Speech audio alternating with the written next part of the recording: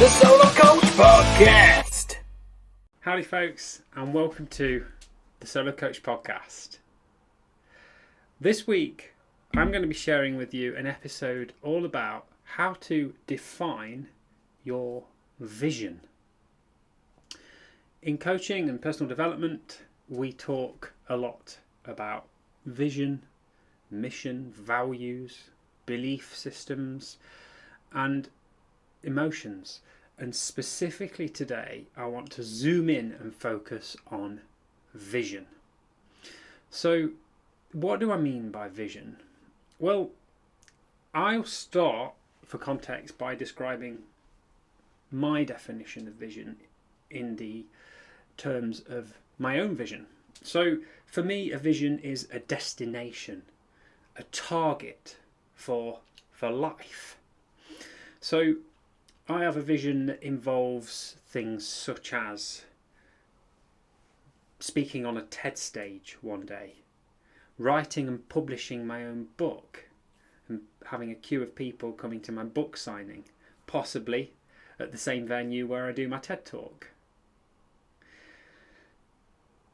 Personally, I have a clear vision in my mind, of the sort of house that I want to live in one day, of where it's going to be, what it's going to look like, how I'm going to feel when I walk through the front door. I have a vision of who's going to be living in that house with me, and how we are going to collectively feel as a family, and how others are going to feel when they come and visit. I envisage a level of financial and business success and abundance that not only feels really fulfilling and is me adding value to other businesses, business people, and improving people's lives.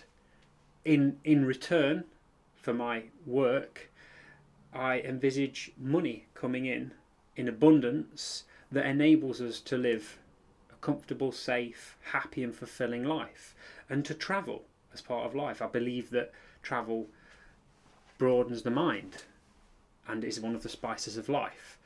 So I have my own vision for my life, which is represented on a vision board that I created from cuttings in magazines on a wellbeing day last year.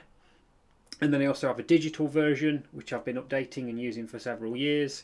The pictures and the images that are on these boards are representative of the future life that I want to be living in terms of my business and my professional life, and also my family and my personal life and my health and my well-being and my experiences of life, my hobbies, my passions, my interests. So my definition of a vision is thus: it's having a dream future, having a concept, having an idea of the sort of life that you want to be living. It can be specific, it can equally be generic, and there's no right or wrong here. It can be based on feelings, it can be based on things that you can physically touch and own, or a mixture of the two. So why do we need a vision? What's the significance of it? Well, to answer this question, I thought I'd start by asking you the question of when was the last time you got on a plane that didn't have a destination, or a ship or a ferry that didn't have a planned course and a destination. When's the last time you got in your car, or set out on public transport, or went out on the bike, for example, or went out for a walk with absolutely no destination in mind? Now, like me, you might be someone who likes to go out for a drive or a cycle or a walk without knowing where I'm going to get to. But I always know that ultimately I'm going to come home at the end of that walk, and my destination, hopefully, my hopes and my vision for that walk or that journey is that I'm going to feel more fulfilled, I'm going to feel happier and calmer, more peaceful, and potentially get back home with a mind that's a bit calmer, a bit more still, and a little bit more clarity of thought and clarity of mind. Getting away from all of that noise and mental clutter that I definitely struggle with on a daily or hourly basis, and I like to go outside to clear my head. But the point of a vision is, in life, I feel it's really important to have an idea, sometimes even just a vague or rough idea, of where you're heading and what you want to do, what you want to achieve, what you want to become. And I also believe that we all have this inside us. If you said to someone, how do you want to feel in 10 years' time? Most people would say, happy, fulfilled. What do you want to have? Enough money to live?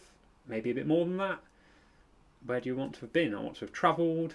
I want to have been on some nice holidays. How do you want your health to be? I want my health to be good. Quite generic answers, but I'm sure all of those apply to all of us. We want to feel good, be happy, have a sense of purpose, be enjoying our lives. But this activity today, these questions I'm going to ask you, this podcast is about getting really specific about creating that vision. If you've perhaps not done that before, once upon a time I didn't have a clear vision, I didn't understand the importance of it, and then what to do with it and how to use it once you've got it, how to use it to your benefit. So what is a vision? I feel it's a destination. Why do we need it?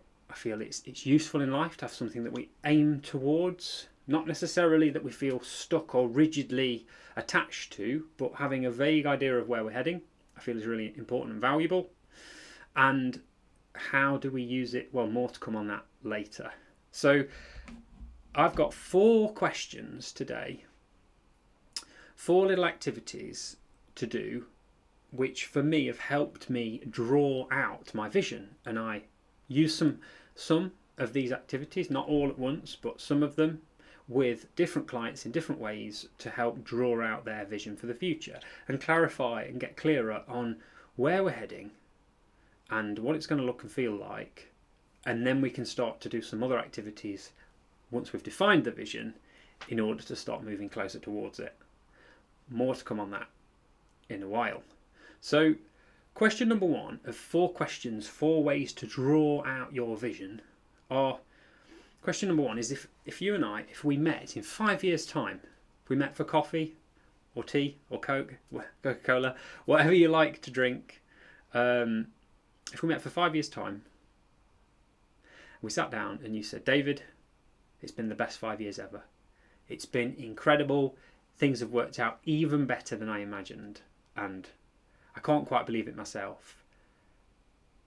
And I said, that's fantastic. Tell me more. How are things going? What's made the last 5 years so good? How do you know? How are you feeling? And what makes you say that it's been the best 5 years ever? And what's changed? What's changed over the 5 years? So put yourself in that place now. Don't close your eyes, especially if you're driving. But if you're not driving, feel free. Just close your eyes and pause and think, okay, so we meet in 5 years' time. You don't even necessarily have to meet me. You could be meeting a friend or a family member in 5 years' time, sitting down for a meal, for a coffee, for a drink, and saying, you won't believe this. It's been the best 5 years ever. I am loving life. I've got everything that I wanted and even more than that. And I feel even better than I thought I'd feel as a result. And just think about what might enable that to happen. Why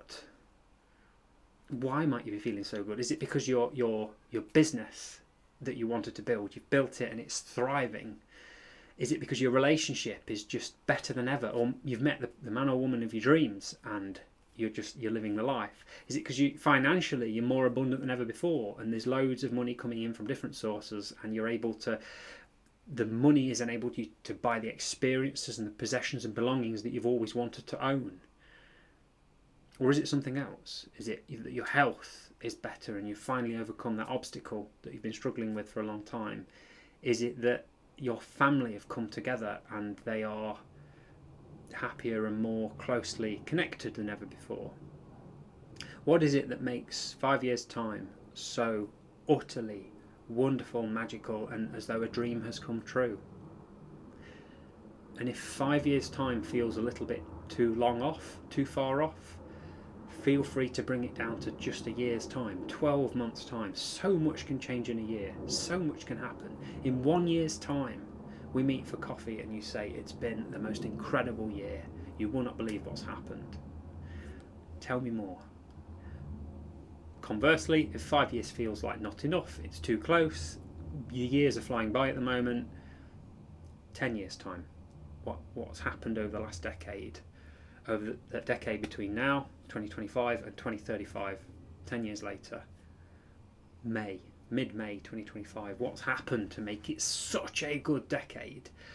And really put yourself in that place and imagine it. Allow yourself to, as children we imagine things, we had a very rich imagination, and as adults we've been sort of grown out of that, and we've been taught and cultured, conditioned to be less imaginary and be more practical and based in reality and be working and functional and have high output. But imagination, I believe, is one of our most underrated gifts and skills, and it is there. And what this activity is designed to draw out that imagination, to draw out what you feel really passionately about, and to get fired up about it. So question number 1, how to draw out your vision. If we met in 5 years' time from now, and you're having the best life ever, it's been the most amazing 5 years, what's happened? What's changed? And how do you feel? Moving on to question number 2. So question number 2, I'm going to introduce you something called the Wheel of Life. So it is 7 areas of life on a diagram and like a pizza. And I don't have one to hand, so I'm just going to explain it to you. For each of these areas,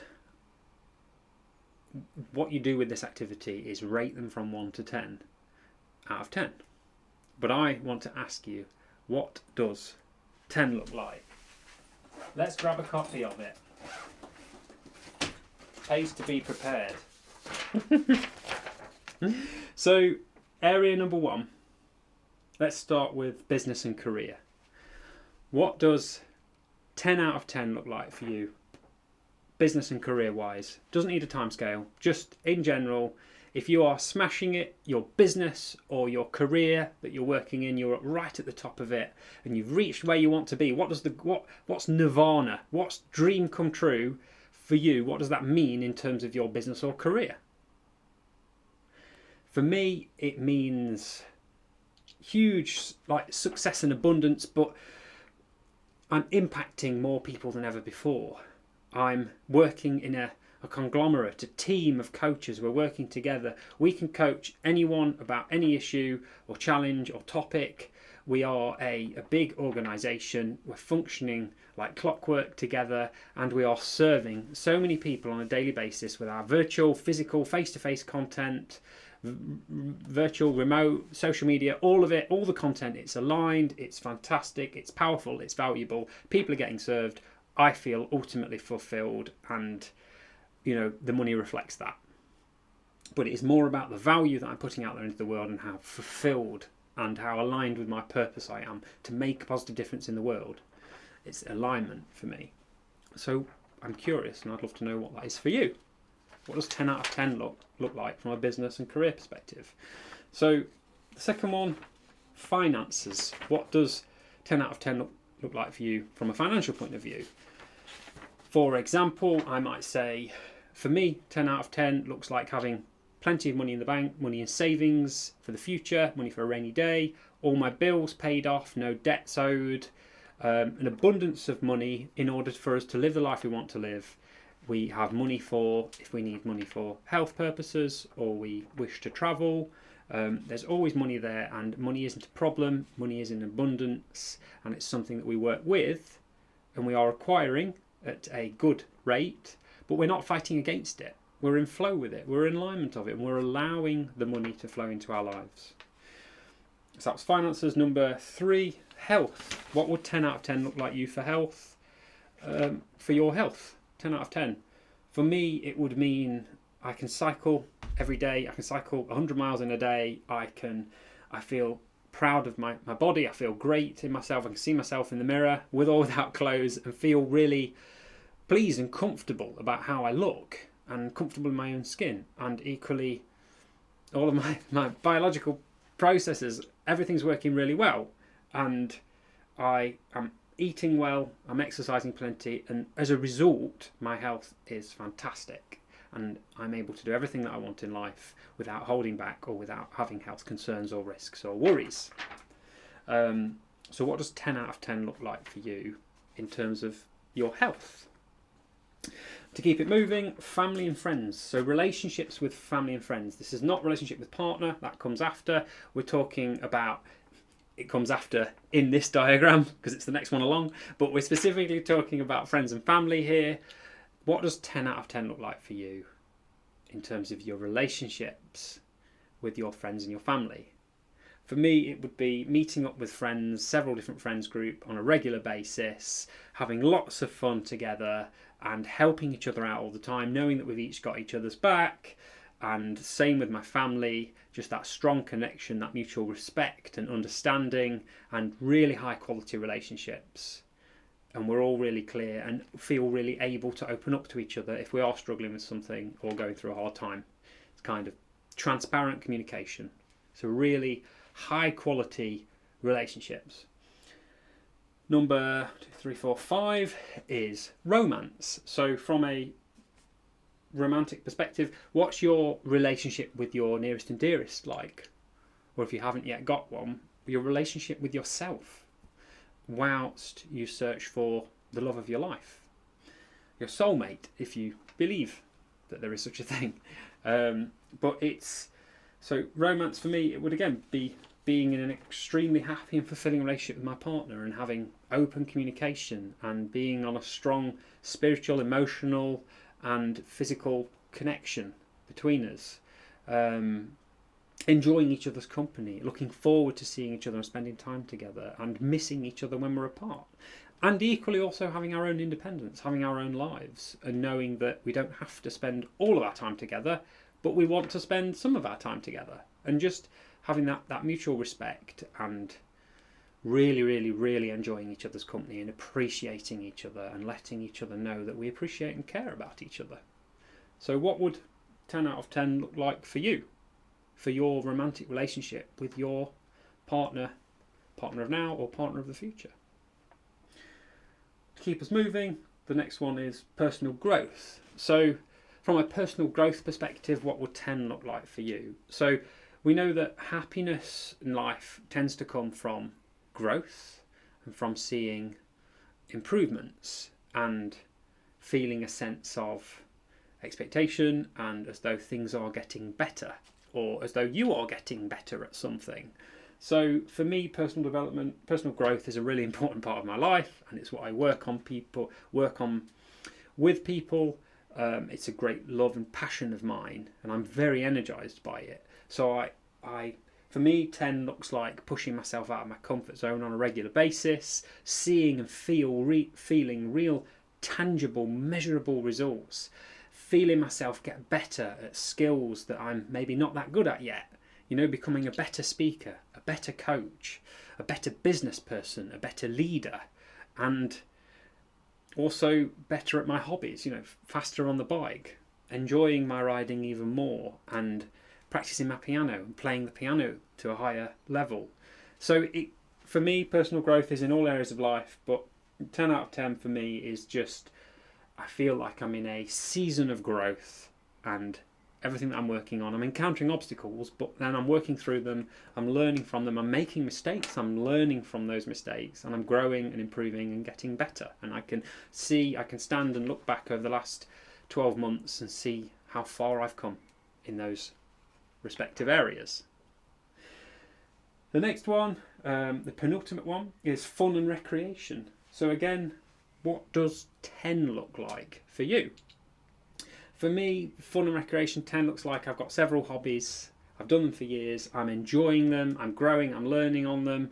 For example, fixing cars, I'm getting better at it, I'm doing it with my friends, we're having quality time together, and it's fun and enjoyable. I'm learning something at the same time, and it is highly valuable and really good quality time. So, fun and recreation, sort of hobbies. What does 10 look like for you? And finally, last and definitely not least, is physical environment. What does the environment that you're living in, working in, spending your time in, what does it feel like? What would make it a 10 out of 10 environment? For me, it's an environment that's conducive to growth.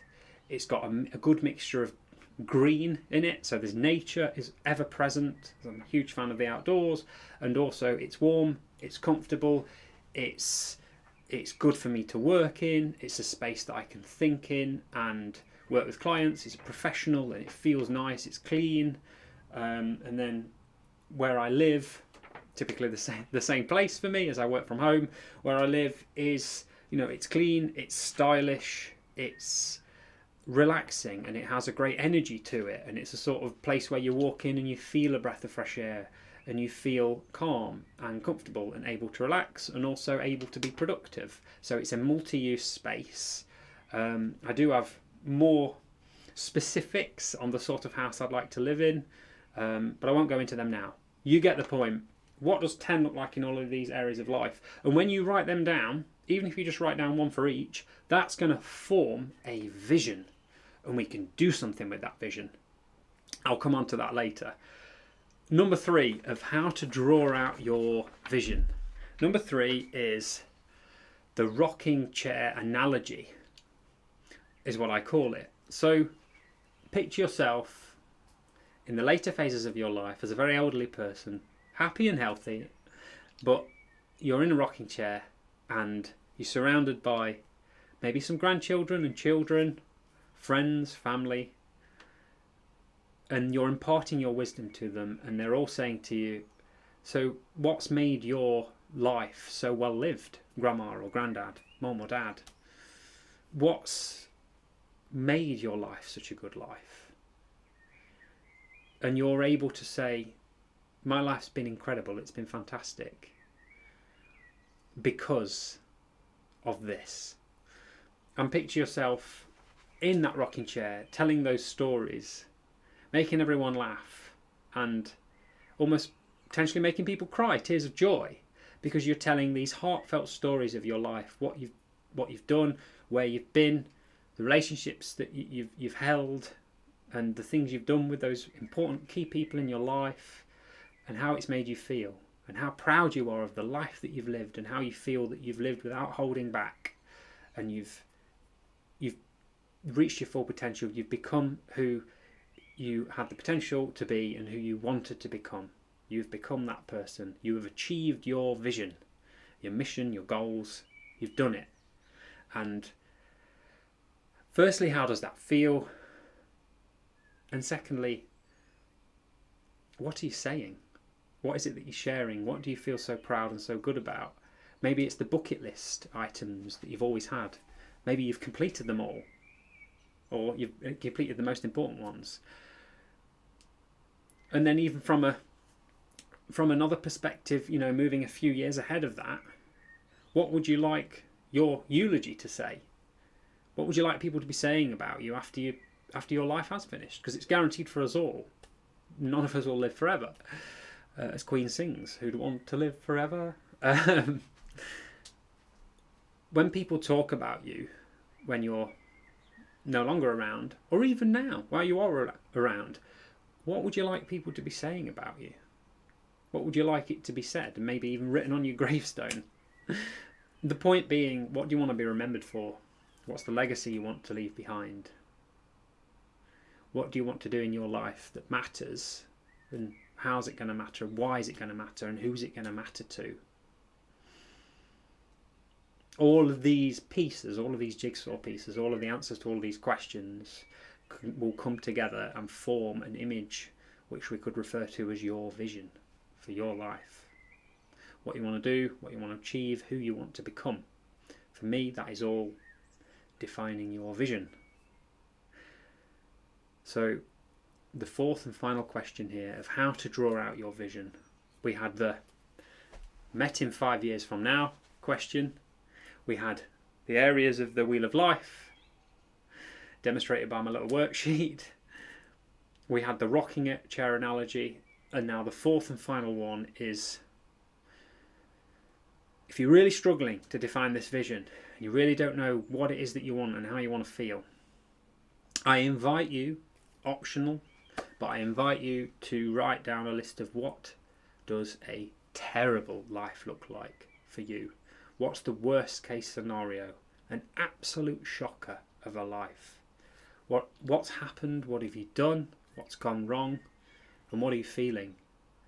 I wrote down sadness, grief, despair, loneliness, lack of connection, lack of purpose, a complete and total lack of abundance, so scarcity, lack of happiness and a lack of meaning, and a general lack in all areas of my life, feeling really sad, lonely, fed up, unhappy, unfulfilled, ran out of all my money, ran out of my energy, ran out of time.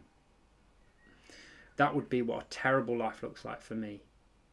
And from that definition of a terrible life, which sounds really, really depressing, the opposites of those things, if you were to write them down on the left of a piece of paper and draw a line down the middle, therefore the polar opposite of each of those terrible things are what a fantastic life looks like for you, and could well form part of your vision. So to take one of these, loneliness and isolation for me would be in that left column of what a terrible life looks like. Therefore, on the right, the polar opposite of loneliness and isolation is connection, community, family, friendships, networks, groups of people. And my vision for my life is that I'm in lots of groups of people, and I'm a valued, valuable, appreciated and loved member of my family, my friendship groups, the business groups that I'm in, the communities that I'm involved in. I want to be a valued player in all of those systems and groups, because for me it would be the most terrible thing if I'm a member of no groups, no organisations, no communities and no family, and it's just me completely on my own, isolated. No one knows who I am, and when I've gone at my funeral, there's nobody there. Nobody even remembers me. Nobody even knows who I am. No one even recognises me. No one even notices when I die. That for me is the worst case scenario, and therefore the best case scenario is the polar opposite of that. So I would invite you to go through and write down even just 4 or 5 things that would describe the worst case scenario and the most unsatisfying, unfulfilling and unhappy life. And then write the opposites on the right hand side, and that may well form your vision. So we've got these 4 questions, and then I'm going to move on to point number 5. Maybe the elephant in the room here is, so David, you've told me about why we need a vision. You've told me about your vision in great detail, and you've given me 4 questions to prompt insight and to help me create my vision. But why should this matter to me, and what am I now to do with this information? How can I use it? Do I just write it down in a notebook and cast it aside? Do I draw it? Do I give it away? Do I tell people about it? Do I keep it to myself? What do I do? All great questions, and whilst there are no right or wrong answers to any of those questions, what I've found it incredibly helpful to do is to use it in a visualization context. So I've created a vision board, like I say, from magazine cuttings at a Wellbeing Day, and then also several digital copies. And on those boards there are pictures that for me feel meaningful and representative of the future that I want for myself in all the different areas that were mentioned from the Wheel of Life. They are representative of the future I want to live for myself, and I like to look at it on a semi-regular basis. I have one next to my bed. I often have one in here. It's in the other room at the moment. I like to look at it on a semi-regular basis to imagine what it will be like to get there, to be stood on the TED stage, to be signing books for a queue of people that want a copy of my book, to be living in that beautiful house with the family, to be in a sense of fantastic health for many, many years to come, to be in a state of financial and spiritual abundance. And then I like to return to it because I'm a huge believer of, Tony Robbins talks a lot about this, you see more of what you look for. I've spoken about this in previous episodes. When you're actively looking for evidence to reinforce your belief, so when you're actively looking for sources of bad news, for example, you will find lots of bad news. And then you sort of start to draw it to you, because if you're a huge enjoyer of bad news and a consumer of bad news, you might be talking to people on a regular basis about bad news. You might be in WhatsApp groups that are bad news groups. You might have all your browser favourites saved as all the news websites so that you can make sure you keep up to date with all the bad news, specifically if that's what you're looking for. And you may well find that then the bad news finds you without you having to even look for it, because people know you as Bad News Dave, who loves bad news. If you ever get some bad news, let Dave know, because he just loves it. He feeds off it. So it becomes your life. Bad news becomes your life. You become Bad News Dave. Or if you're someone who's searching for the good news in life, the positives, the golden thread, the glass half full, the lighter and brighter side of the news, and that's what you're looking for, that's what you're focusing on. Reasons to feel good, reasons to have faith in humanity, reasons to want to get out of bed in the morning, as I do, you will find that they will eventually find you, because you'll see them everywhere, and people will know you as Good News Dave, and people will want to share them with you. And you will effectively draw them towards you, because they will be in your field of vision. In fact, they will be right in the centre of your field of vision, because it will be what you're looking for all the time and focusing on. They'll be in your sights, in the crosshairs. So being conscious of what you are focusing on all of the time, be aware that you can draw it to you in effect. Some call it manifestation, some call it the law of attraction. I'm not going to go too far down those routes, because I know that that's not for everyone, and I wouldn't like to inflict those philosophies on you. But equally, I would invite you to read more about them. They're interesting. Read about it, try it, formulate your own opinion. That, for me, is a great strategy for life. Have an open mind, find out about it, give it a try, see if it works for you. If it does, great. If it doesn't, okay, move on. Because what works for me might not work for you. So you're formulating this picture. To come back to vision, you're formulating this picture of your vision, the picture of your dream life that you want in the future. And it's incredibly helpful to look at that on the days that you feel good, but it's incredibly helpful to look at it on the days that you feel shit, and the days that say you're building your dream, working towards your ideal dream future, you're building your business, your career, working towards finding your dream partner, building up your financial abundance, and you've had a terrible day. Things have gone wrong. Business has gone wrong. Shit day at work. Had an argument with my partner. Or lost some money. Made a bad financial decision. Or the stocks and shares have gone down. It can be really valuable to look at your vision on those days and to focus and realise that you're still working towards it. It's in service of what you're doing, is in service of what you want. And you are definitely...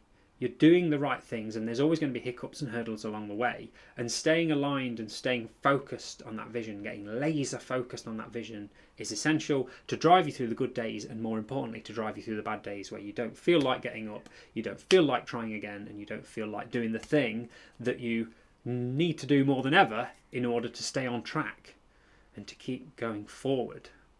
Because success comes from compound pounding.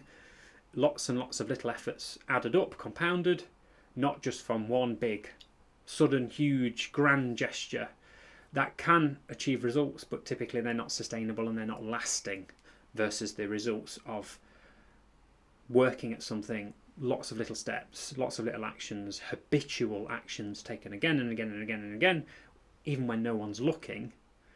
That's what leads to long-lasting, sustainable, consistent success.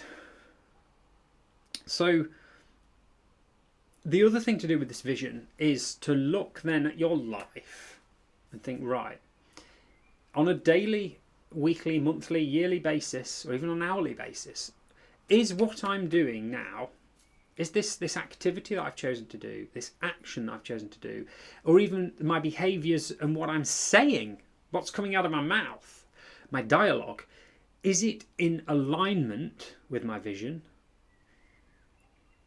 or is it in misalignment with my vision? Would it be aligned with a very different vision? So is it congruent or incongruent? And I find this really helpful with clients when we flesh out what that vision is, to then look at what they're doing now, what they're working towards, what they're working on, and how they spend their time. You can even dissect your week of how you have spent your week. Were you working in service of your vision and therefore in service of yourself? Or were you working in service of something else? You know, if you're focusing on building your business, your vision is success and running my own business and working for myself and financial success, abundance and good health. But then I've spent this week not getting out of bed, sitting on the sofa, watching the soaps, watching Netflix. I've had a whole week off work of leave, but I've not done anything. Not because I felt ill or sick or unwell, just because I couldn't be arsed. And I have just, had 4 or 5 pints a night and just chilled and watched some Netflix all day. What vision is that leading you towards? If it's not in service of you and your vision, and it's not going to move you closer to the life that you want to live in the future, then why are you doing it? And what could you be doing instead? And how is it serving or not serving you? Because if it's not serving you, or if it's serving someone else and it's not ultimately aligned with your vision, it's not getting you closer to where you need to be, then that might be something to look at and talk about, think about, maybe have a conversation with your coach about. I'm guilty of doing it. I know that several things I do a week do not contribute to my future vision, or indeed pull me away from it. So by evaluating and constantly having in the back of my mind, is this in service of me? Is this helping me grow and thrive and develop? Or is this holding me back, stopping me, preventing my future happiness and success? Then, awareness is key. It all starts with awareness. So asking yourself, are the things that you're doing at the moment, are what you're saying, how you're behaving, and the actions that you're taking, are they in alignment, in congruence with your vision, or are they misaligned and incongruent with your mission and your vision, for the future? Because if you consistently continue to take lots of actions that are misaligned with the vision, you might end up in a different destination and different place to what you wanted to end up in. And I'll finish by saying a quote that my mother wrote down for me on a piece of paper that lives in my wallet, which is, what your mind can conceive and believe, you can achieve. So what you can see, what you can imagine, and what you can believe yourself doing, you can achieve. Thank you very much for listening. I'll see you again next week. Bye for now.